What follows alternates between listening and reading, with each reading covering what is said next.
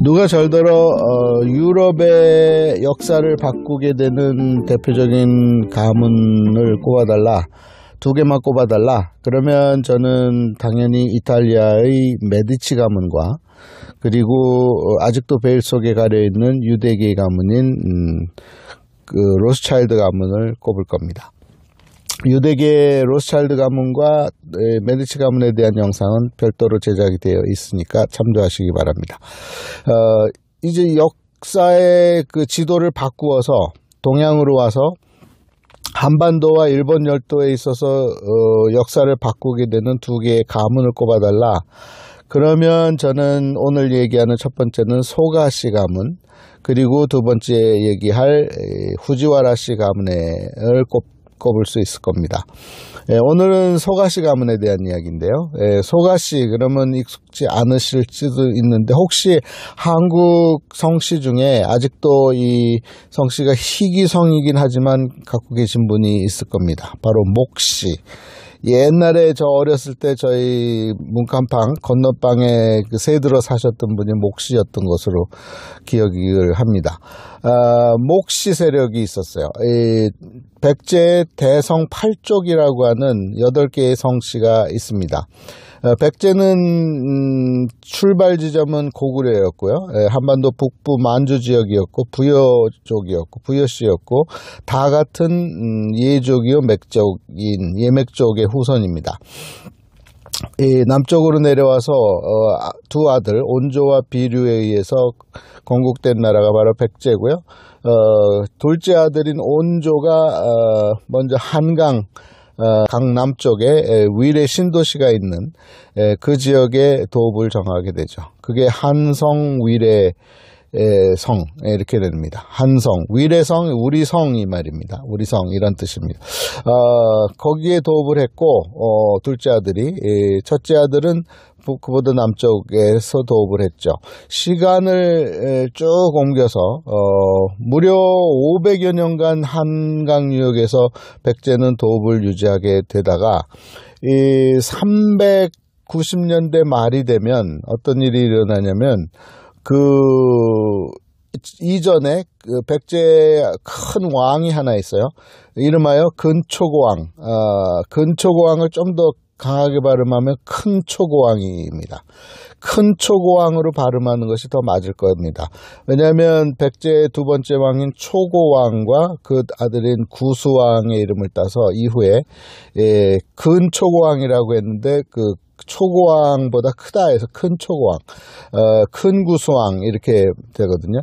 그 근이 일본 땅에서 근이라고 붙였기 때문에 그래. 일본에 가면 오미라고 하는 곳이 있어요. 이 교토 북쪽에 큰 호수가 있는데 비와호가 있는데 그 지역을 오미라고 하고 발음은 그렇게 하고 한자로는 가까울 근자에다가 강자를 씁니다. 근강이라고 쓰고 읽기는 오음이라고 읽는데 큰 강, 큰 물 이런 뜻이에요.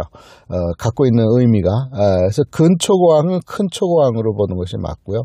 어쨌든 백제가 고구려를 한참 괴롭히면서 고구려의 고국원왕이 사망하는 사건이 발생하면서 고구려가 뒤집히죠. 그리고 그 보복전쟁을 준비합니다. 그 왕이 바로 300년대 말에 등장하는 바로 그 유명한 호태왕, 광개토대왕입니다. 이 호태왕이 그 보복전으로 이 한반도 전체를 휩쓰는 일이 일어나요. 그게 300년대 말인데 그래서 신라도 점령하고 백제도 다 점령하는 한반도를 완전히 휩쓸어버리고 심지어는 일본 열도 땅까지 진출하는 그런 큰 사건이 일어나요. 그때 이제 신라는 친고구려로 붙었고 백제는 그 온조는 항복을 해버렸고 비류 쪽은 항복을 안 한 그 유민들이 이 바다를 건너서 일본 열도 땅에 와서 정권을 창출합니다. 그게 바로 야마토 정권이에요. 야마토 정권인데 물론 그 이전에 일본 땅에는 수많은 한반도계 소위 말하는 도레인들이 살고 있었죠. 가장 가까이는 가야계 그리고 신라계 또 서쪽으로는 백제계의 유민들 그리고 북쪽에 있었던 고구려 유민들까지 유민이라기보다는 이주민들이 바다를 건너서 일본 열도 땅에서 살고 있었습니다. 그런데 호태왕이 이제 한반도를 한번 휩쓸고 지나가면서 밀려서 이제 백제의 왕통 중에 이 비륙의 왕통이 한반도에서 열도 땅으로 넘어오면서 그 자리를 차지하고 있었던 열도 땅을 각축전을 벌이고 있었던 그 각 백제계, 신라계, 가야계, 고구려계 이합집산하고 있었던 그 상황을 종료를 시키는 것이 바로 야마토 정권이에요. 그 야마토 정권의 이제 핵심으로 등장하는 이가 바로 이 목시 세력이 넘어와서 소가시가 되는 이야기입니다. 때는 언제냐? 호태왕은 한반도를 휩쓴 것이 300년대 말이고, 그리고 이제 시간이 좀 더 흘러서 475년 장수왕이 한 번 더 내려옵니다. 더 내려와서 475년에 이 지금의 아차산성이 있는 지금의 호텔들이 있고 하는 거기에서 누구를 죽이냐면 바로 백제의 왕인 계로왕을 죽입니다. 그리고 계로왕의 죽음으로 인해서 한성에 있었던 백제가 괴멸이 돼요. 그러면서 밑으로 내려와서 지금의 공주, 웅진 쪽으로 천도를 하게 되죠. 웅진 시대, 공주 시대를 맞이하게 되는데, 그때 수도를 천도할 때 바로 이 대성 8족 중에 하나였던 목시 세력이 수도를 옮기는 작업에 참여했다고 하는 기록들이 이제 역사 서적에 기록되어 있습니다. 그리고 이 목시 세력은 한반도를 등지고 이제 열도 땅으로 넘어와서 열도에서 이제 정권을 잡게 되는 세력이 바로 목시 세력인데, 그래서 한반도에서는 목시, 목나근자, 목협만지. 왜 목협으로 되느냐? 팔성 중에 협시도 있습니다.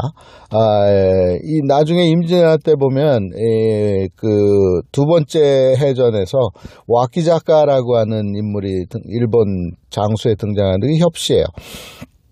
협시도 있었고 해시도 있고 진시도 있고 국시도 있고 백시도 있고 막 이러거든요. 그 중에 이제 대표 성씨는 사씨와 목씨예요. 사씨는 이제 가장 정권의 탑으로 올라가는 시점은 사비시대, 성왕조, 그 다음 위덕왕조의 백제의 반도에서의 백제의 호족 중에 탑으로 올라가는 세력이 사씨 세력이고, 목시는 그래서 475년에 수도가 웅진으로 옮겨온 이후에 이제 열도 땅으로 넘어오게 되면서 성씨를 그 당시 지명을 따서 소가씨로 바꾸게 돼요. 그래서 소가만지라는 이름이 등장하게 됩니다. 일본 서기 이런 쪽에. 그러면서 470년대 말 500년대부터 이 소가시는 목시죠. 소가시는 이제 지금의 아스카 지역, 먼 아스카, 지금의 우리가 흔히 얘기하는 아스카 지역, 나라 남쪽 이쪽 지역의 중요 호족 세력으로 등장합니다. 와서 보니까 이미 이 열도 백제 땅은 누가 차지하고 있었냐면은 호족 중에는 오토모씨라는 성씨와 그리고 모노노베씨라고 하는 성씨의 세력들이 힘을 발휘하고 있다가 500년대 초반에 이 이와이의 난이라고 하는, 일본에는 개체왕 때인데 이와이의 난이라는 때에 이 오토모씨가 잘못 선택을 한 바람에 멸절당하는 사건이 일어나요. 그리고 모노노베씨와 이제 소가씨와의 각축전이 벌어집니다. 500년대는 모노노베씨와 소가씨의 전쟁의 시대예요. 500년대 말이 되면 소가씨, 다시 말해서 목씨의 후손들이 권력의 정점에 이릅니다. 어떻게 권력의 정점에 이를 수 있었는가? 그들의 딸을 왕실에 보내서 결혼을 시키면서 그 다음에 태어나는 아들을 왕으로 세우게 되죠. 그 왕이 바로 이 쇼토쿠 타이시, 성덕태자의 아버지에 해당하는 용명왕이에요. 그리고 또 용명왕 다음에 수준이라는 인물도 등장하고, 수이코는 이제 여성 쪽, 부인 쪽에 해당되는, 어쨌든 이 소가씨의 이 횡포가 가장 극심할 때가 언제냐면 500년대 말인데, 그때 이 모노노베 씨와 한판 격돌하게 됩니다. 불교의 도입을 놓고 불교를 도입할 거냐 말 거냐가 표면상에 나타나 있지만, 결국은 모노노베 씨와 소가 씨의 힘겨루기에서 이 정미의 난이라고 하는, 테비노란이라고 하는 사건을 통해서 이 소가 씨가 모노노베 씨를 제거하고 권력의 탑 오브 탑에 오르게 됩니다. 500년대 말의 일이죠. 그러면서 일본 최초의 절이라고 하는 아스카데라를 짓게 되죠. 법흥사가 원명일 텐데, 그리고 또 그 쇼토쿠 타이시는 오사카에다가 시텐노지라고 하는 사천왕사를 짓게 됩니다. 관립사찰로 최초의 관립사찰을 짓게 돼요. 500년대 말은 소가 씨의, 그리고 600년대 초는 소가 씨의 가장 권력이 흥황했던 때입니다. 그때 500년대 말 600년대 사이에 열도백제는 그렇다고 치면 반도백제는 어떤 상황인가? 위덕왕이 죽으면서 해왕, 법왕이 등장하는데 둘 다 1년도 못하고 결국은 왕통이 끊기게 되는 사건이 발생합니다. 그 당시에 이 열도 땅에는 민달왕이 있었는데, 그 직전에 민달왕이 이 용명왕 이전에 소가씨 계열이 아닌 친부여씨의 후손인 민달왕이 있었는데, 그에게는 적장자가 있었어요. 왕위를 이어가야 될 적장자가 있었는데, 그 적장자를 뒤로 하고 소가씨 쪽에서는 자신들의 아들인 용명을 세우고 또 수준이라고 하는 왕을 세우고 막 이래요.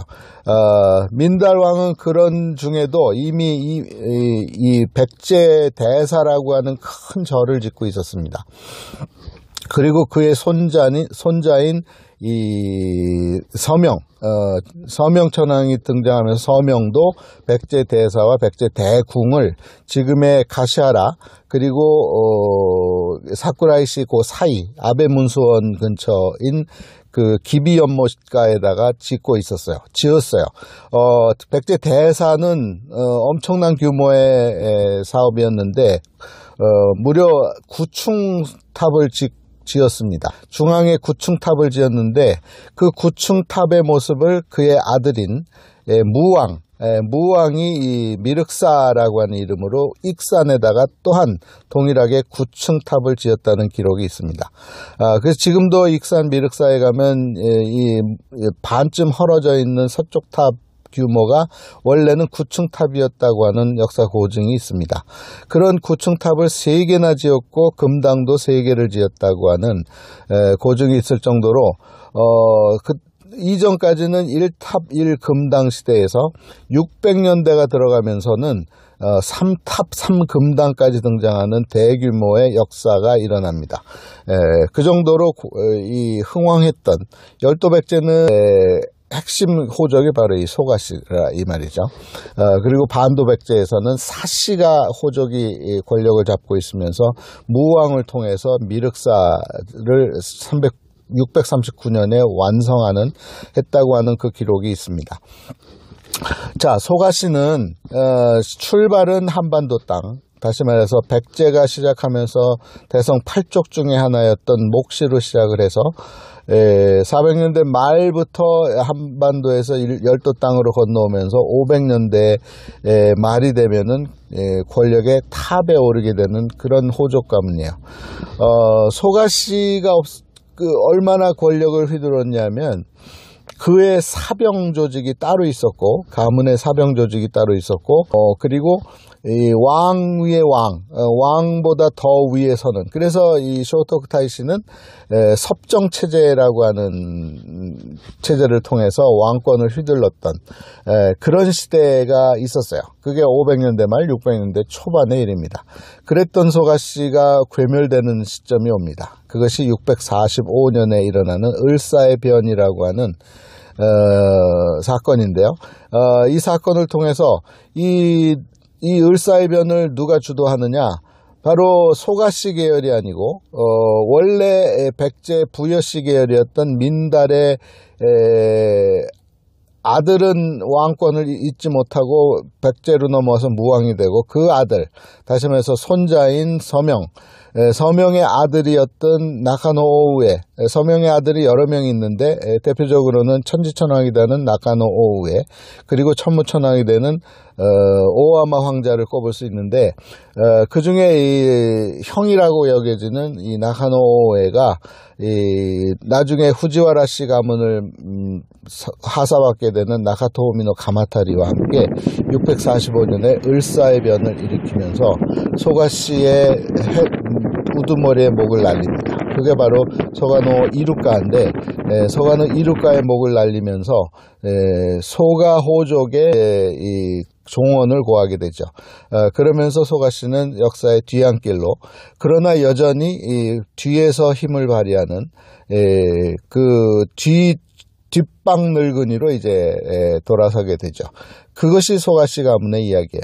그러니까 소가시는 출발은 백제에서 시작을 했고, 백제에서는 이제 장군으로 있었고, 그때는 300년대 말부터 이름이 등장하기 시작하지만 400년대 후반부에 이 문주왕을 도와서 이제 웅진으로 천도하는 기록이 남기 때문에 그때까지는 한반도에 있었고, 이후에 열도 땅으로 넘어와서 백수십 년간, 거의 200년간을 권력을 휘둘렀던 그런 가문이 바로 소가시 가문입니다. 그 소가시 가문은 일본 사람들은 자신들의 조상이라고, 자신들의 조상이 한반도에서 넘어온 도래인인 것만 인정하면 되는데, 어쨌든 그를 생각하지만 원래 이 소가시는 한반도 땅에 있었고, 백제 땅에 있었고, 서울, 경기, 충청, 전라를 아우르는 백제 시대의 중심 호족의 하나였고, 일본 땅으로 넘어가서 일본 역사를 바꾸게 되는 큰 호족 가문입니다. 그래서 오늘 한반도를, 일본을, 역사를 변화시킨 두 가문을 꼽으라. 그러면 첫 번째, 저는 소가시 가문을 소개를 하게 되었습니다. 다음 시간에는 후지와라 가문에 대해서 얘기해 보도록 하겠습니다.